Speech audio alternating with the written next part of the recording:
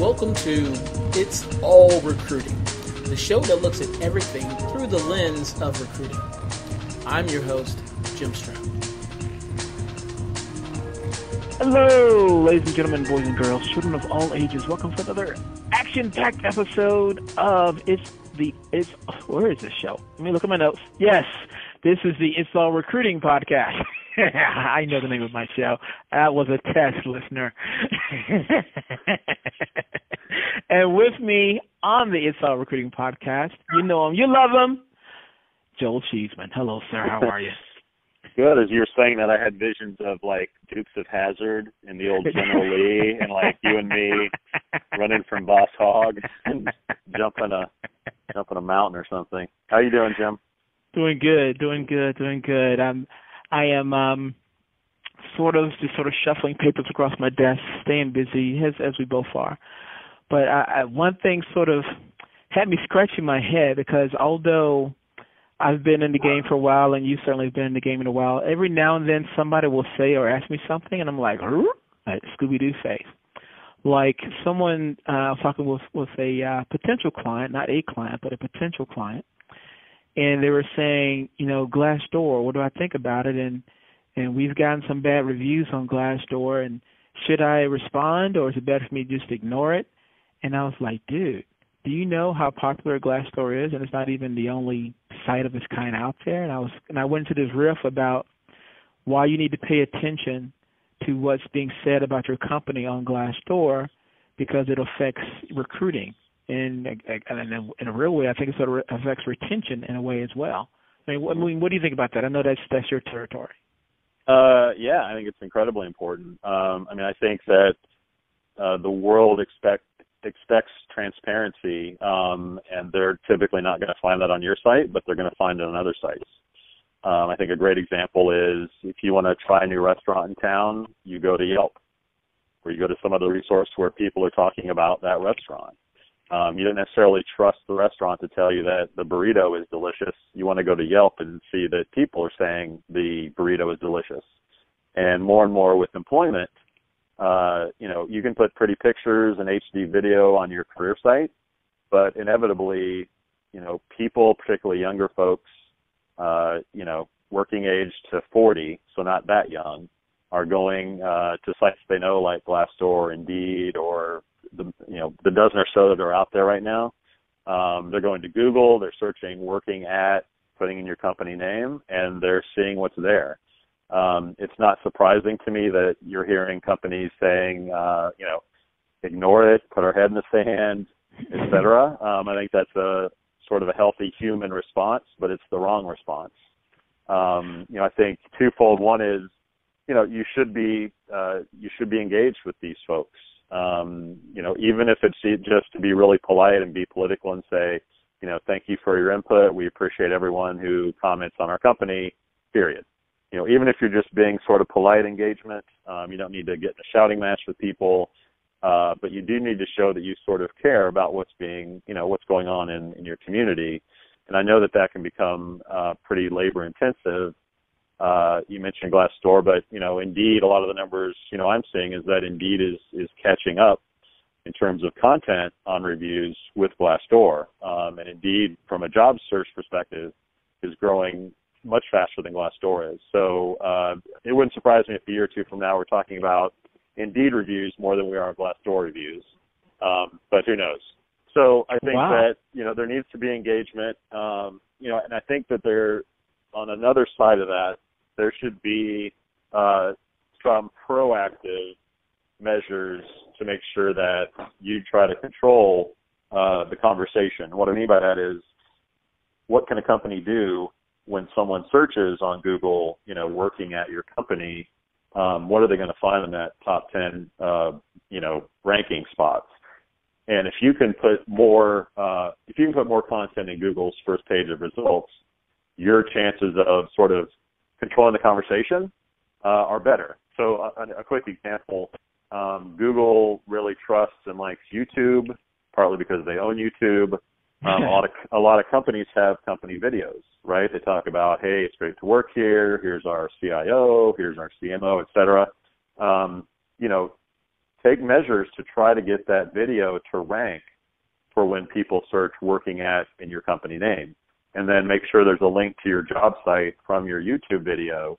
So the hope is someone goes to Google searches working at your company, they see your video, they go to YouTube, they watch your video, they're impressed, and then they go to, a branding page or listing of jobs page, and then, apply through there or whatever.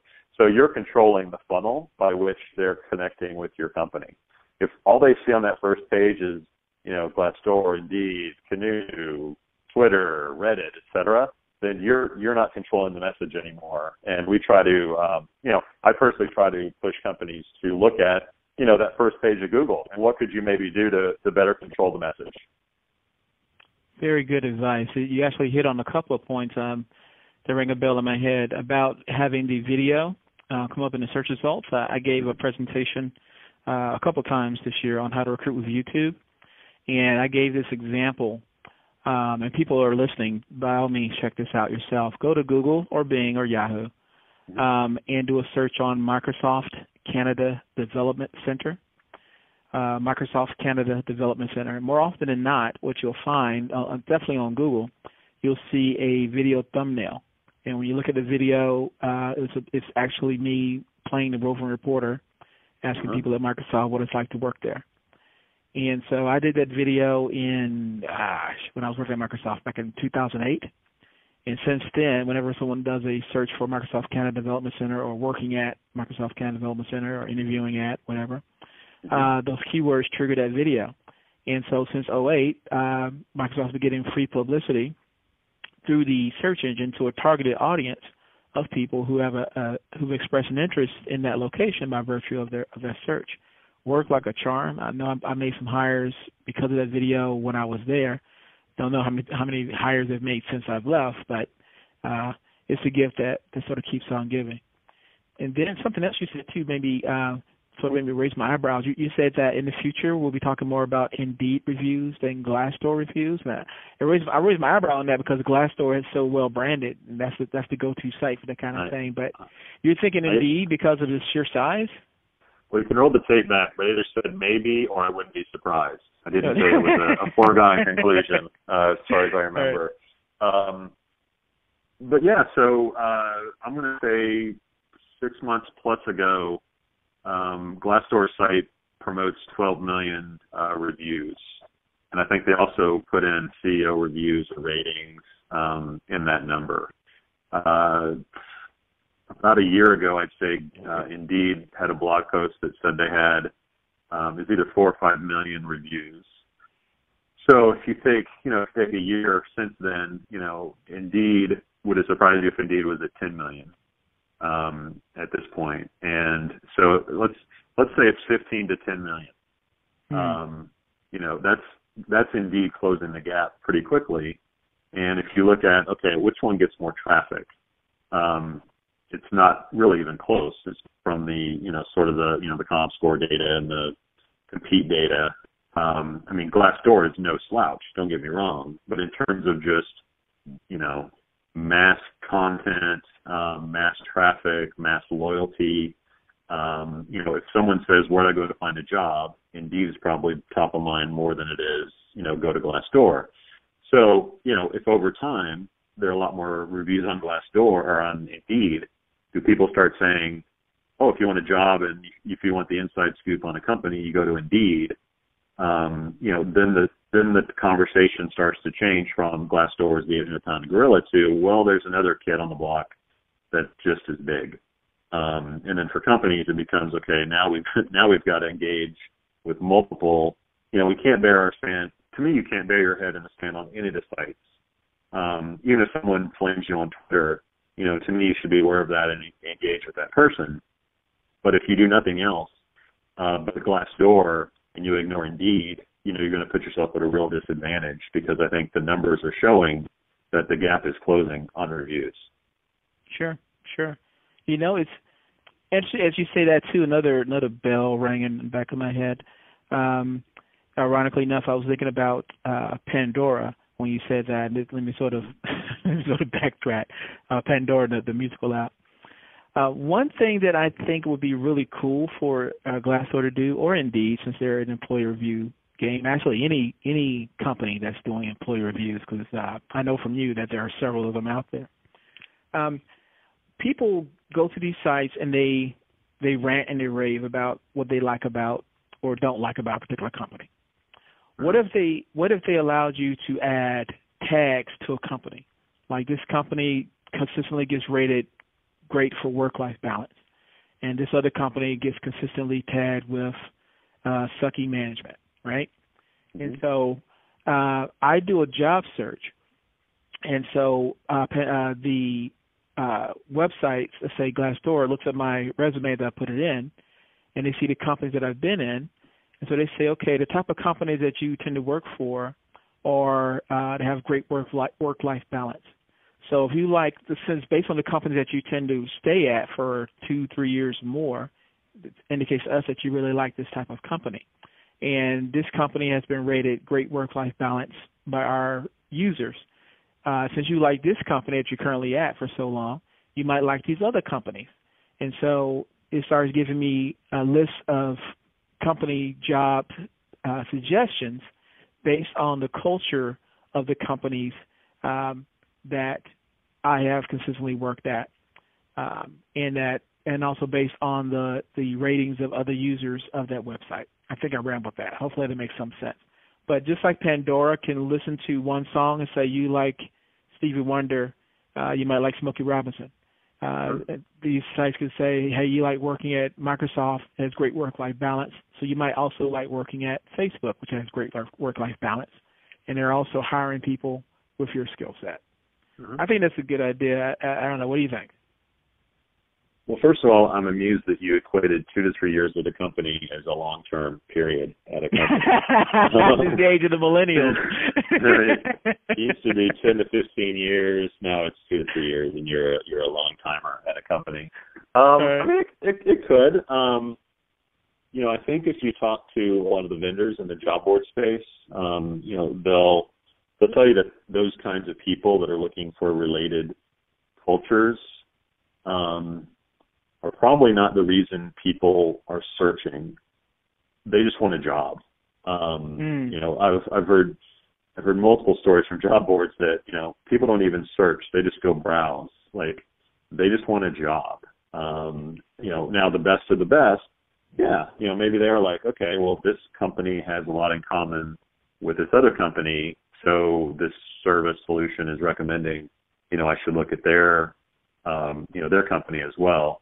I think it probably tends to be related searches. So if you're searching, this hospital job in this area, it might, could recommend and does other companies that you want to look at. Obviously, other searches like Google, where if you search Minnesota jobs, it'll drop down, Minnesota jobs in engineering, Minnesota jobs nursing. But yeah, I mean, it's a technology that's interesting, but I don't have a sense of, if I like the Beatles, there's a good chance that I'll like, the Who. I don't know if you can equate music or movies or entertainment with working. Maybe you can. I would like to know what the listeners would think about that idea. So listeners, if you would, in the comments section, let me know what you think about that. Is it a good idea to sort of match company or match job seekers with companies based on culture? I'm curious to see what you guys think. I'm also curious to make another suggestion too, and maybe you've seen some of this out there, Joe, because you're looking around out there as much as I am, a lot of things. If there was a magical algorithm that could help me spot people that would be troublemakers on down the road, that would be of interest to me, and that comes to mind because I was at a SHRM function, and they were talking about all types of different HR topics, and one of them was, workplace violence and how to resolve workplace violence issues and how to spot troublemakers is my word ahead of time, people who are more susceptible to going on a cubicle rage and just causing all sorts of havoc in the workplace. Mm-hmm. If there was a company out there that can help me spot people like that, I probably would give them a second look, or a really good look, because that seems to be an issue that's fooling around here in the HR world. You see anything like that? There are companies that do that. One of the states is called Forensics. So it's like forensics, but it's Forensics. And they're actually powered, their technology is powered by a company out of Israel. And I think they have sort of the exclusive rights to sell the service in the U.S. But, just like a background check company goes and looks at your background and sees what is publicly available in terms of arrest records, et cetera, and then report back on what they found. This company, sort of Minority Report style, tries to predict if you'll be a problem or not to a company. And they have a series of tests that were created by interrogators from the Israeli army or something, and they can allegedly predict whether or not you'll be a problem with the company in regards to, theft or harassment or whatever, so that you would potentially bypass a candidate because of this report. Now, what's interesting about the service is they're not under the same umbrella as background checks are in terms of the federal regulations of using a background check service. These guys are more under the guise of a screening, sort of psychosomatic testing solution. So they don't have the federal regulations. I mean, you can imagine if a company told you that they were going to hire you because they thought you might commit crime, they would sue the hell out of you because you're not hiring me because I haven't stolen anything. But that's essentially what the company is doing. And if it's, at some point, do the courts look at this and say, you can or cannot hire someone because of what they might do? But that's essentially what's going on, and it's a little bit scary, I guess. But it's happening. One of the examples that the founder or one of the founders gave me was there was a gang in some city, and they were recruiting young people without background check records that would pass a background check, and they were getting them hired within this company, and then they get into the company, and then they would steal and do stuff that gangs do. So this company either did or would be able to, pinpoint this is a potential problem because of this person's answers to their questions. So where this group would pass the background check, they would not pass sort of a Minority Report screening. Interesting. Could one make the argument, though, that you somewhat have that in place when you don't hire someone with a criminal record? Because someone can say, that was my past, I'm not going to do it again. But then employers say, well, you committed a felony 10 years ago or 5 years ago, and so I predict that you might do it again, so I'm not going to hire you. Can someone make that same argument that it's already in place in that regard? Well, it's one thing to say you've actually committed a felony, so I'm not going to hire you because you've actually shown an action that is illegal, versus you took this test and we think you might have the capacity to commit something bad while you're working for us. I think they're totally different. I think every company is different in terms of what they let pass in the background check. I mean, if you're a trucking company, there's no way you're going to hire a person with a DUI because you're putting yourself at a huge risk by doing that. Now, would a garbage company hire a DUI? Garbage might be a bad example because they drive trucks. But you know what I'm saying? Like, if you don't drive, if you don't handle heavy equipment, maybe a DUI doesn't matter. So a company would overlook it. Or maybe it was 10 years ago. Maybe it was, that's up to the discretion of the company. But this is simply predictive versus, reactive. And I think it's really different. It's the same as, if you took a screening test and maybe it's for an IT position and you didn't have the skills, and they said, you don't have the skills to do basic stuff. We don't think you'll ever have the skills to do more advanced stuff. So we're not going to hire you. Maybe it's not exactly the same, but it's a very gray area to say we're not going to hire you because we think you're going to do something bad. Yeah, the words that jump out to me is unintended consequences. And I'm thinking of a particular case where this one company, and it sounds sort of unrelated, but it's sort of related in a way. This one company at the airport was trying to keep their retail positions filled.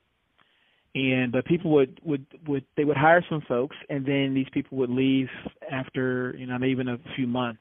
And there was a constant revolving door trying to keep people in this particular retail station. And so somebody looked around and they said, you know what, let's sort of analyze why people are leaving. And so they figured out that people that they hire within a certain geographic area, they tend to stay longer because it's closer to their house. And then people they tend to hire other places, they leave the most because it was just too long a commute. So they said, okay, well, let's just be logical and only hire people within a certain geographical radius. Where it turns out that the people in that geographical radius were upper middle class, not much diversity there. And so they eventually were being sued for discriminatory practices, saying that you're discriminating against all of these diversity audiences because you're only focused on people in this particular area. And they were like, we're not even thinking that at all. We were just thinking about the commute and all that. Anyways, an unintended consequence. It made perfect logical sense, but they still got in trouble. And so when I think about this company you're talking about here, although I like the idea of being able to screen out troublemakers with prediction, in theory it sounds great, but I keep thinking back on mine it's going to be an unintended consequence. Even if you were screening them before they even become a potential, let's say before they even become an applicant, that before they even apply for a job, they're invited to take some kind of test. So now they're not even in the system per se, so there's not really a chance of being sued because they're not really an applicant. They're not even being considered yet. We don't even know who they are. They're just taking the test. Yeah. Could that open up something? I don't know, but it seems like it would. I like the idea. I think big data has consequences because people are involved. If you're making decisions based on data, we would, off the cuff, we would say that's a good decision.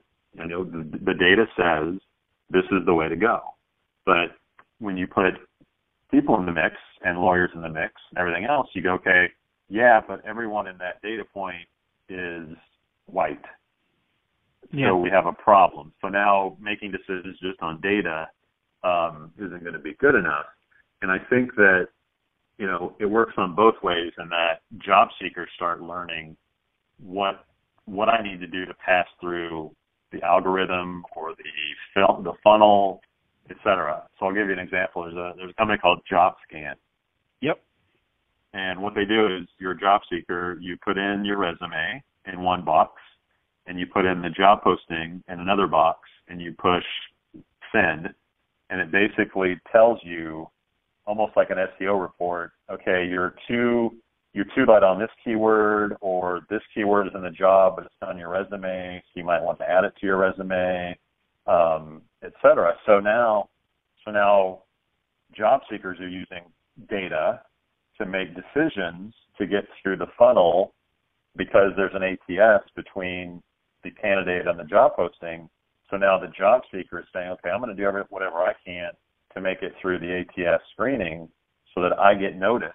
And if my resume has to have this keyword to do that, then I'm going to have the keyword, even though it may be irrelevant to what I do or what my focus is. If it gets me through, the screeners, I'm going to do it. So now you have big data sort of working for and against both parties. And at some point, this will all shuffle out. But I'd say right now, it's kind of a Wild West scenario. I hate to say spam, but similar to how SEOs or spammers, look at what Google and what their algorithm is and how they rank sites, like people are going to try to get through that. And just like, the black hole has created this environment where thousands of people apply to a job and they never hear anything from a company. Well, what is a job seeker supposed to do? They go, they do what people do. They say, okay, why didn't I get through this? Why didn't I get through when I know I'm a perfect candidate? Well, let's figure out how ATSs work. Let's figure out what employers are doing to screen me. And then if I know that, I can get through the screening process and voila, I'm on that person's desk and I get the interview. So it's working on both ends, but, big data is valuable, but it also has sort of unintended consequences, like you said. Yeah. Yeah, and as you say that, I'm thinking, too, another idea popped up. As soon as I thought it through, I thought, man, that would be good. And at the same time, man, that would be terrible. What if a job seeker could go to the career site where they apply for a job, and they can get statistics on their application? They'll say, okay, you apply for this job January 1. You are competing against people who have – the average person who applied to this job has a bachelor's degree, and the average person in this job, I don't know, makes a salary of $10K more than what you're making or something like that. Mm-hmm. And so from the job seeker perspective, I can say, okay, that's good. I know my competition. I know they received my resume. That's great. But then how that can be bad is they can look and see, okay, I applied 90 days ago, and I can tell in the system that no one has seen my resume. Or worse yet, I go back and see that the job's been filled, and I notice that my resume hadn't been reviewed or touched in some way. Mm-hmm. So that could really blow up, because then they can say, well, I'm a qualified candidate, and you didn't even look at my resume. So for sure. Another. Let's talk about all kinds of trends today. You've got the messaging bot trend. Yep. You're seeing companies, startups with creating bots where you can message with a recruiter, quote unquote recruiter, and have a conversation message-wise to say, hey, I sent my resume in a week ago. What's the news? And a bot comes back and says, okay, let's go back to the ATS or whatever solution you're using and saying, okay, here's where they are in the process. Either they didn't make the first cut, thank you for your time, or okay, next week we'll be funneling it down to 3 candidates. We'll let you know if you're one of the 3. So that kind of smart interaction, I think, is coming, which I think is good. I think people want to know.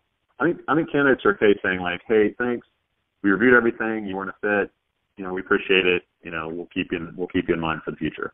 I think it's when they hear nothing that sucks for them. And I think that messaging bots around this are just a cool way, I guess, to save time from emailing or sending direct mail to people, and interacting with them in a more human way.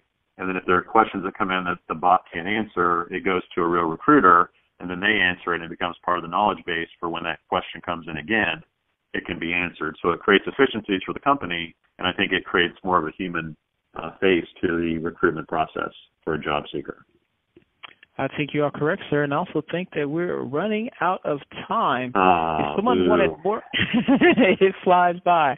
If someone wanted to contact you or get more insight into some of the things that you're into, definitely about Ratedly. Actually, we didn't plug that. Talk about Ratedly for those who don't know about your awesome tool. Sure. We touched on Glassdoor, so there'll be some interest in that topic. So what we do is we help you monitor all the online anonymous reviews out there.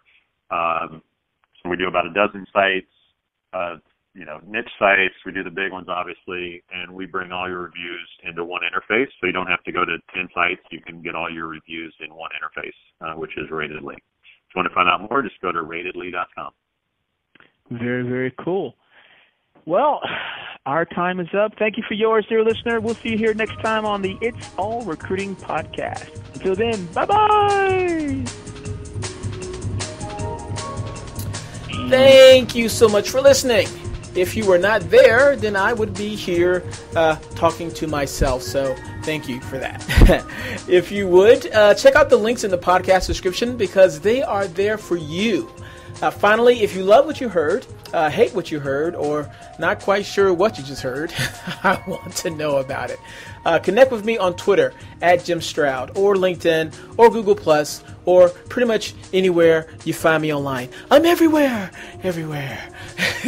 Okay, enough of that. Until next time, one last word spoken 3 times to my people at Randstad Sourceright. Love, love, love.